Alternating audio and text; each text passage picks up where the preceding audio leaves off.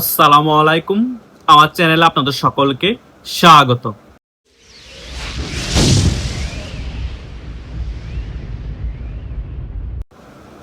গত কিছুদিন আগে আদালতে জাসদের নেতা হাসানুল হক ইনুর একটি রায়কে ঘিরে সারা বাংলাদেশ জুড়ে তোলপাড় সৃষ্টি হয়েছে।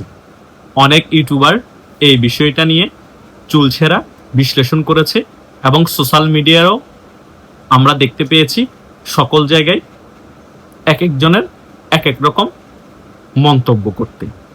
এই সকল বিষয় নিয়েই আমার সাবস্ক্রাইবাররা আমাকে এই 2-3 দিন যাবৎ প্রশ্ন করছে যে ভাইয়া, হাসানুল হক ইনুকে কেন ফাঁসির রায় শোনালো না, 10 বছরের কারাদণ্ড কেন দিল? এটা কি কোনো আন্তর্জাতিক চাপের কারণে হয়েছে নাকি কোনো মাস্টার প্ল্যান আছে? এই সকল বিষয়কে কেন্দ্র করে আমার ইউটিউবের সাবস্ক্রাইবাররা আমাকে একটি আলোচনা করতে বলেছে। আমি একেবারেই সকল বিষয় এই ভিডিওর মাধ্যমে আলোচনা করে আপনাদেরকে ক্লিয়ার করে দিব। আশা করছি শেষ পর্যন্ত ভিডিওটি দেখবেন, তাহলে সকল বিষয় একেবারে ক্লিয়ার হয়ে যাবেন। প্রথমত, হাসানুল হক ইনুকে, হাসানুল হক ইনু একজন বীর মুক্তিযোদ্ধা। ওনারা মুক্তিযুদ্ধ করেই এই বাংলাদেশকে স্বাধীন করে দিয়েছে বিদায় আজকে এই রাজাকারের নাতিপুতিরা বাংলাদেশে নিঃশ্বাস নিতে পারছে, বাংলাদেশের খেয়ে বাংলাদেশের পরে গালবাজি করতে পারছে এবং স্বাধীন বাংলাদেশে থেকেই মুক্তিযোদ্ধাদেরকে অপমানিত করতে পারছে। হাসানুল হক ইনুকে যদি ফাঁসির রায় দিত, সেটাও যেমন একই কথা ছিল, এখন 10 বছরের কারাদণ্ড দিয়েছে, সেটাও প্রায় একই। এখন প্রশ্ন করতে পারেন, ভাই রায় তো ভিন্ন, একই কি করে হলো? কারণ হাসানুল হক ইনুর এখন বয়স হয়ে গিয়েছে প্রায় 79 বছর। ফাঁসির রায় যদি ঘোষণা করতেও সেটা কার্যকারিতা বা কার্যকর হতে অনেক সময় লাগতো। এতদিন তিনি বেঁচে থাকতো নাকি ফাঁসি রায় কার্যকর হওয়ার আগেই অসুস্থ হয়ে হয়তোবা কারাগারে মারা যেত। সেই কারণে বর্তমান বিএনপি সরকার টেকনিক্যালি একটা খেলা খেললো, বা আন্তর্জাতিক চাপও আছে, টেকনিক্যালি বা আন্তর্জাতিক মহলকে বোঝানোর চেষ্টা করলো আমরা ফলাওভাবে সকলকে ফাঁসির রায় ঘোষণা করছি না, আদালতের মধ্যে সঠিক বিচার হচ্ছে। সেই কারণেই তো হাসানুল হক ইনুকে ফাঁসির রায় ঘোষণা করা হয়নি, 10 বছরের কারাদণ্ড দেওয়া হয়েছে। কিন্তু এই 10 বছরের কারাদণ্ডই হাসানুল হক ইনুর জন্য ফাঁসির রায়ের মতো। কারণ এই 10 বছর প্লাস 79 বছর যদি যোগ করেন, উনি যদি বেঁচেও থাকে তখন ওনার বয়স হয়ে যাবে 89 বছর। তো একটা মানুষ যখন 89 বছর হয়ে যায়, তার কি আর কিছু থাকে? রুটা থাকে, কিন্তু তার সেই শক্তি সামর্থ্য থাকে না, রাজনীতি করারও সেই শক্তি সামর্থ্য থাকে না বা থাকবে না। সেই জিনিসটাকেই চিন্তা করে টেকনিক্যালি ভাবে আন্তর্জাতিক মহলকে এই বিএনপি সরকার বুঝিয়েছে আমরা সঠিকভাবে আদালতে বিচার করছি এবং ফলাভাবে কাউকে ফাঁসি রায় দিচ্ছি না। যারা সত্যিকারের অপরাধী তাদেরকেই শুধু ফাঁসি রায় দেওয়া হচ্ছে, তাদের অপরাধ অনুযায়ী তাদেরকে সাজা দেওয়া হচ্ছে। সেই কারণে হাসানুল হক ইনুকে 10 বছরের কারাদণ্ড দেওয়া হয়েছে। সেটা আন্তর্জাতিক চাপ বলেন এবং বিএনপির একটা টেকনিক্যাল সিদ্ধান্ত বলেন। আগামীতেও দেখবেন এইরকম অনেকগুলো রায় আসতে যাচ্ছে, অনেককে দেখবেন ফাঁসির রায় দিবে না, কাউকে 10 বছর, কাউকে 20 বছর, কাউকে যাবজ্জীবন কারাদণ্ড দিবে। এবং যাদেরকে প্ল্যানিং করে তারা রেখেছে যে এদেরকে ফাঁসির রায় দিবই দিব, টেকনিক্যালি ভিতরগতভাবে 1-2 জনকে ফাঁসির রায় দিয়ে দিবে। তাহলে কিন্তু আন্তর্জাতিক মহলকে কনফিউশন রাখতে পারবে বিএনপি সরকার। তারা বলবে যারা অনেক বেশি দোষী, তাদের দোষ প্রমাণিত হয়েছে, সকল কিছু আদালত যেটা সঠিকভাবে বিবেচনা করেছে সে কারণে তাদেরকে ফাঁসি রায় দিয়েছে, আর যাদেরকে বিবেচনা করেছে তাদের অপরাধ একটু কম আছে, তাদেরকে 10 বছরের কারাদণ্ড দিয়েছে, কাউকে যাবজ্জীবন দিয়েছে। এভাবেই করে এখন আদালতটাকে মোটামুটি টেকনিক্যালি ভাবে কাজ করার জন্য বিএনপি সরকার নির্দেশ দিয়েছে।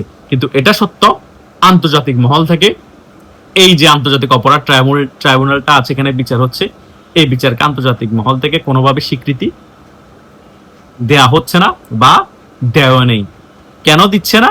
তার মেইন কাহিনী হচ্ছে এই আন্তর্জাতিক যে অপরাধ ট্রাইব্যুনালটা আছে, এটা করা হয়েছে রাজাকারদের বিচার করার জন্য, এবং রাজাকারদেরকে এখানে বিচার করে ফাঁসি দেওয়া হয়েছে। আওয়ামী লীগের মুক্তিযোদ্ধারা ধরে নিলাম জুলাইয়ে অপরাধ করেছে, আগস্টে অপরাধ করেছে, তারা তো আর রাজাকার না, তাদেরকে কেন এই আন্তর্জাতিক অপরাধ ট্রাইব্যুনালে বিচার করা হবে? সো এটাও একটা প্রশ্নবোধক চিহ্ন।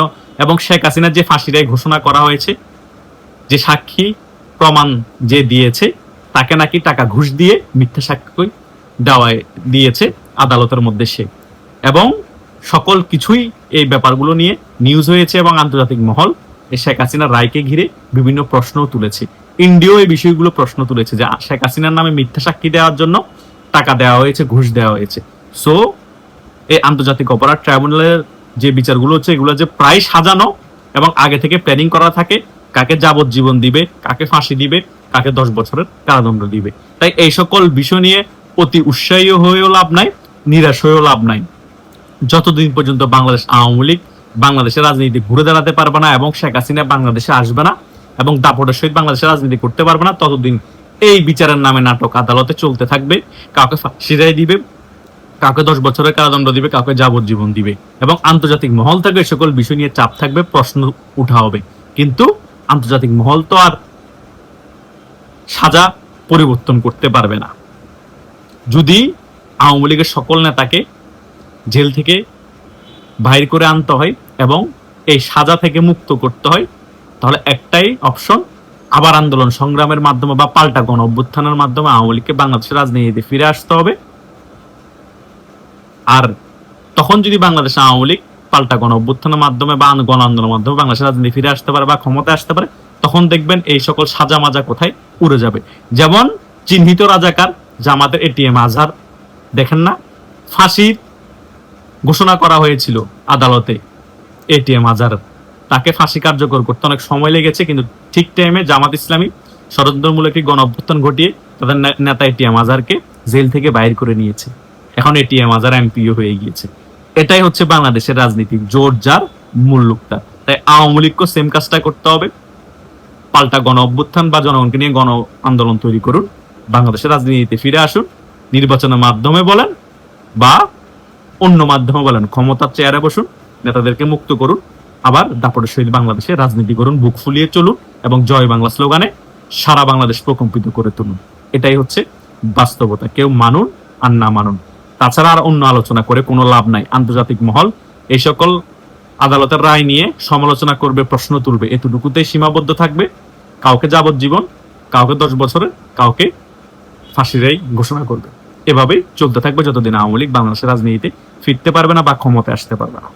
আশা করছি এই ভিডিওর আলোচনায় আমি যে সকল বিষয়গুলো আপনাদেরকে বোঝানোর চেষ্টা করেছি, আপনারা যারা প্রথম থেকে শেষ পর্যন্ত আমার ভিডিওটি দেখেছেন তারা মোটামুটি সকল বিষয় ক্লিয়ার হতে পেরেছেন।